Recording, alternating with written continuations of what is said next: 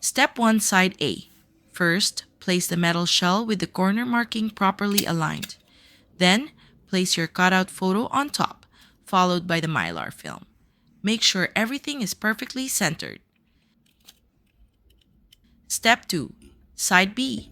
Next, place the acrylic board with the lined side facing up and the smooth side facing down. Step 3, Press and seal. Press down firmly. Remember, the final result depends on the strength you apply. Look at that clean seal.